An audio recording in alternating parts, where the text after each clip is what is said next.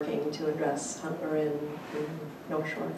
And I'm hoping to connect her up with them as well to see if PTAs can connect with them. That's Sue free? No, she has one specific part of that program. It's a really, it's driven pretty much by HopeLink. They were the drivers behind it, and it's sort of a network of people that have chosen to be involved in it, to backpacks for the lunch backpacks, or the weekend backpacks is one of them. Kitchen, community kitchen is one. There are many different aspects to it, so yeah, I thought that might be a really good opportunity for her. Well, we might not be able to identify some of these kids because some of them aren't on, like I said, free reduced lunch. They're like living just above that line, and then the kids don't have. Do we take debit cards for lunches where you can automatically debit it, Larry?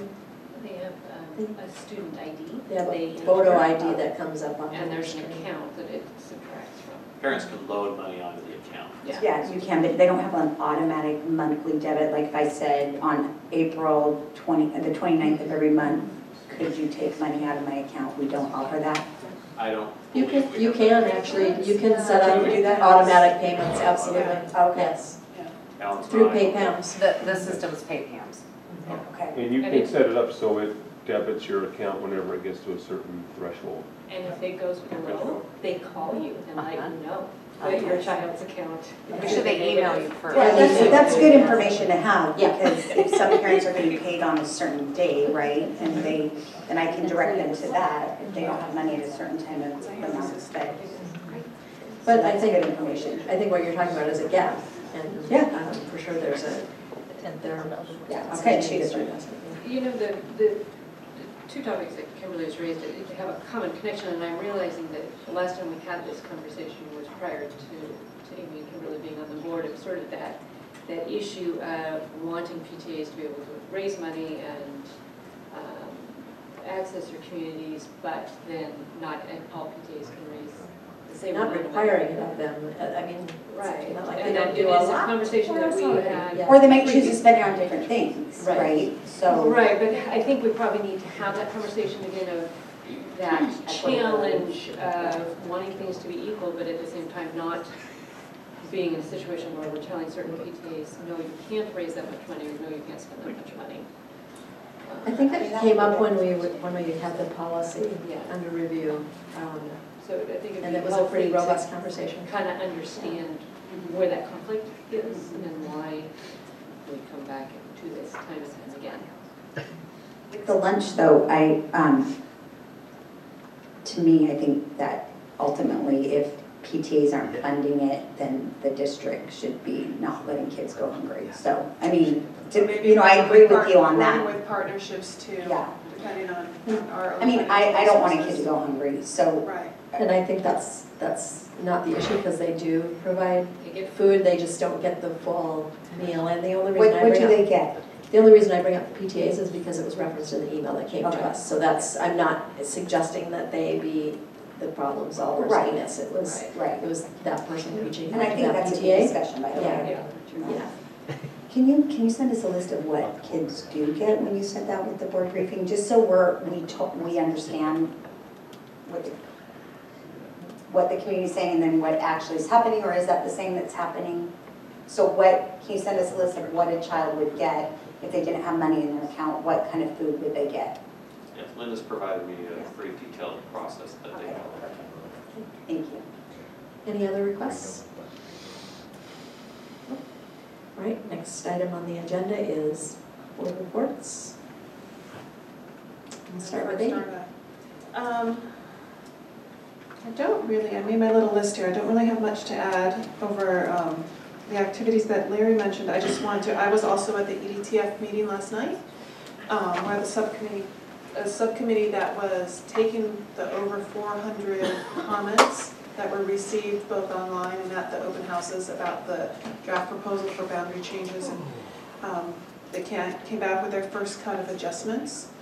I'm just going to, please, if you would like to leave, feel free to do so.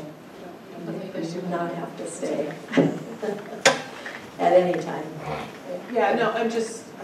the hour's getting late, but just wanted to let you guys know that the process, I was impressed with the level of detail that the subcommittee came to the general task force with. Okay, these are the adjustments we think we need to make to the draft. There was one area that they needed feedback on, that, you know, the criteria that they have in terms of how they're supposed to make the boundary decisions aren't ranked. And so they had a decision where if you went one way or the other, you had criteria that were seemingly giving you a different response. So it was incredibly thorough, it was incredibly impartial, for lack of a better word. You know, everyone, especially from the community members and the principals and teachers there, everyone was really representing, I thought, the students really, really well. And so they got the feedback they were hoping for, and they look like everyone's on track for getting the new draft to us by the end of May. It was incredibly thorough. Thank you, Amy. I'm glad you were there to get the details.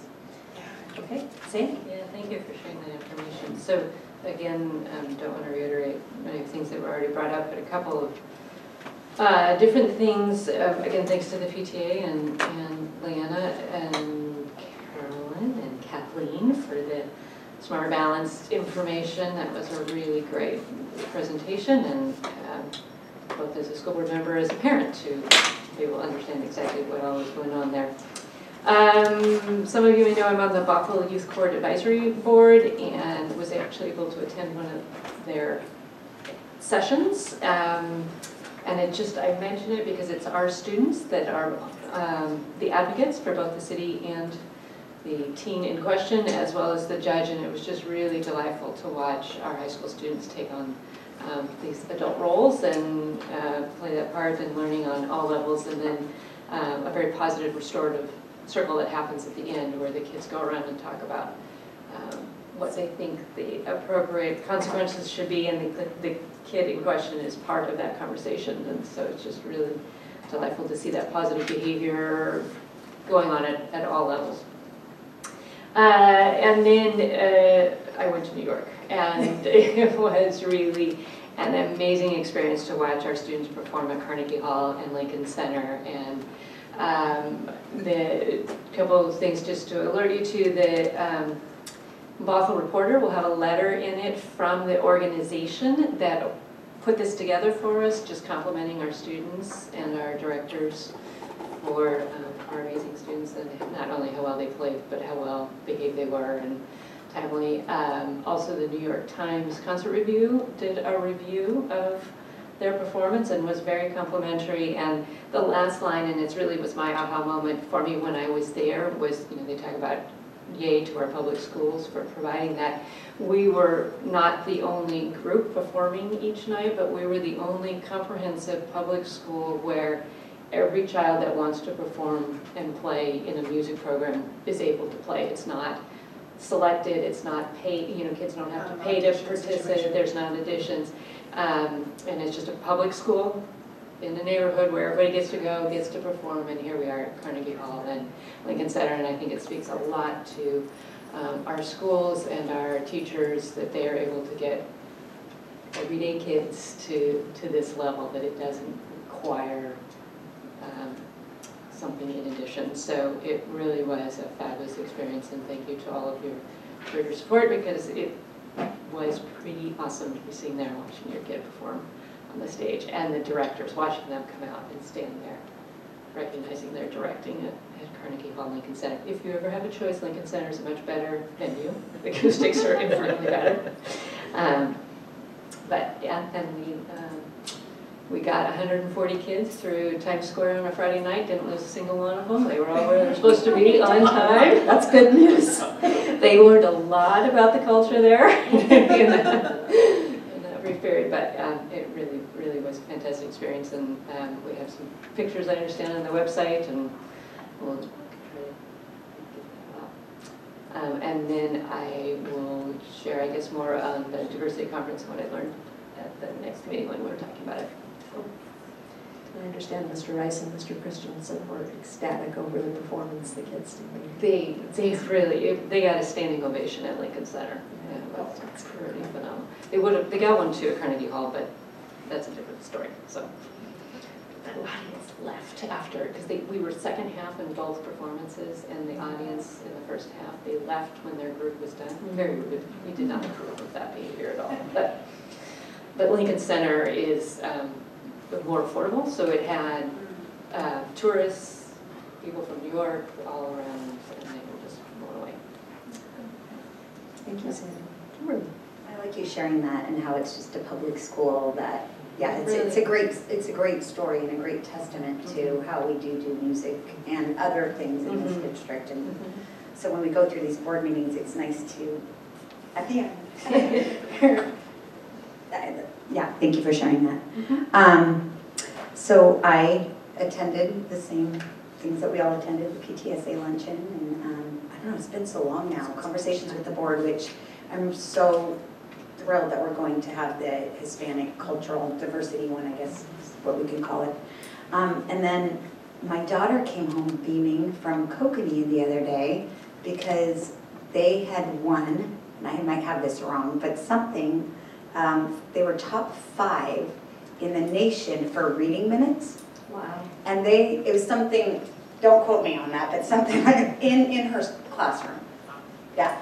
And her teachers put such an emphasis on reading, and you know, as most of you know, my daughter was below grade level reading and is now way above grade level thanks to the wonderful work that they've done. It does almost make me cry. I mean, it's amazing to see where her progress is. She's in the top reading group. She knows it. So it's really exciting, but the way that these teachers have inspired her is she would come home every night and say, "Mom, I have to read 90 to 120 minutes tonight." And I would think, like, really, you're 3rd grade? And she set that timer on her own every single night for what this school has done to inspire reading, and literally read for 90 to 120 minutes, and she was logging like 500 minutes a week. So, and it wasn't just her, it was a collective of the class, and they were all just encouraging her. So that was our big excitement for how, you know, the district has done a fabulous job with reading, and especially at that school. So it's exciting. Thank you, Kimberly. So mine on the 4th, Kimberly was present as well, but I made a presentation to the request to the Kenmore Community Club. They just were curious about what the board does and what's happening in the district. Families that didn't feel like they were that connected, and so I provided the PowerPoint where you saw what I presented. And then you guys are attending the regional meeting this week. I attended the one in Tahoma and got advance notice of the potential, the rolling strike that was being discussed, and just some other state legislature type things. But then we had an exercise led by Marnie Moraldo from Issaquah about wicked problems, just everything we deal with is a wicked problem in the definition that she had, just the knotty problems that are all twisted together that aren't just one issue that is isolated. And so we had an exercise at our tables about discussing that, and it was really good. It was a good exchange of ideas, so all different topics around the table. And then I talked to several attendees of the PTA luncheon afterwards, and it sounded like it was a positive experience, like the needs were met for the most part in information that was provided. Not that we met all needs, but it was good. Good event, thank you. Really well done. So just to wrap up, there are a few notes. The Auditor's Exit Conference is May 14th from 8 to 9 in room 201. Be sure to let Cindy know if you are planning to attend that. The College and Career Readiness Spring Celebration, the dinner is at 5 p.m. in the boardroom on May 21st. You saw in the board briefing that the ATP graduations, both the networks and the pathways, are coming up in June 10th, 6 to 8 in the boardroom, and the pathways, that was the networks, and then the pathways is 6:30 to 8 at support services. And then you heard Larry say tonight, You're looking at me with a question on your face. Brain took a nap, but I'll ask you later. June 10th, ATP, 6 to 8 p.m. June 16th, 6:30 to 8. ATP, 2 separate programs. And then, as we heard from Larry, the August 13th Wall of Honor.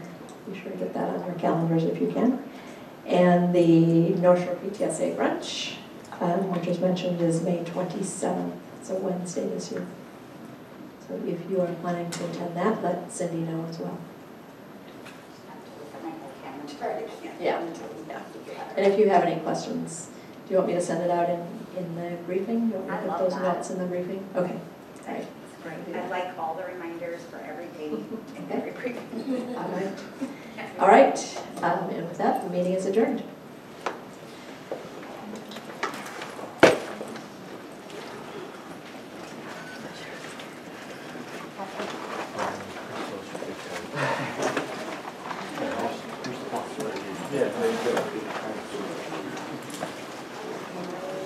Yeah.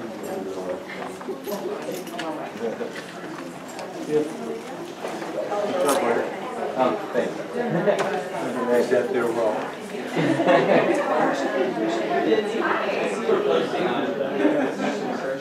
What's that? Oh, I know, I had it to the very lowest level. I had to crank She's it. trying to make sure she's doing her job. Because usually she doesn't do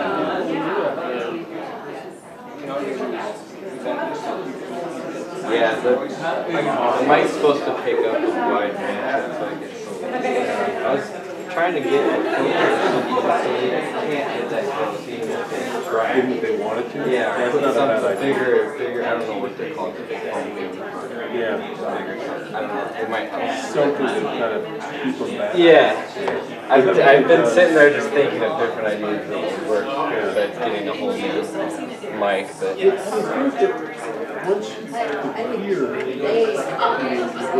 Yeah, but I guess she just, and some people get nervous, so they, last thing they're probably thinking something of, that can hold them back and useful, I don't know. yeah.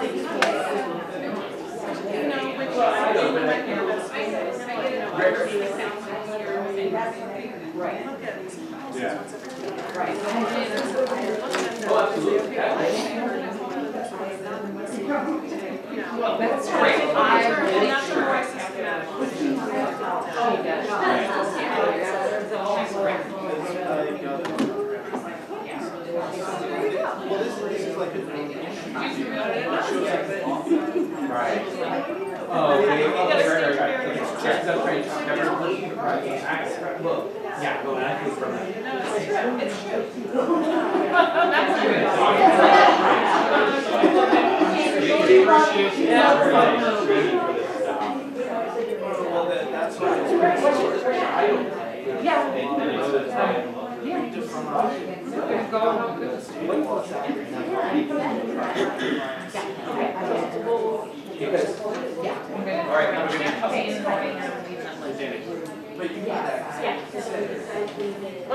But the biggest one that you're asking for, and then I can have it again.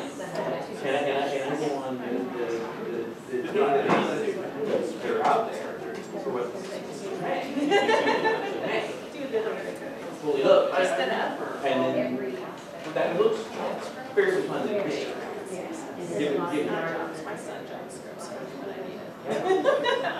No, that's what I'm saying. Well, HTML is nicer, but then, and I mean, and I know some of the teachers. His favorite teachers. It's like any language. Okay. JavaScript is like every once in a while a product. They're not even prominent. So I use it once in a while. And then we'll just go.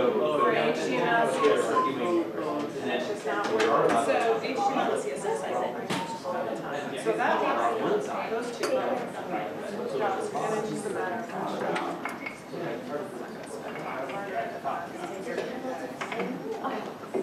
but that's good. When I'm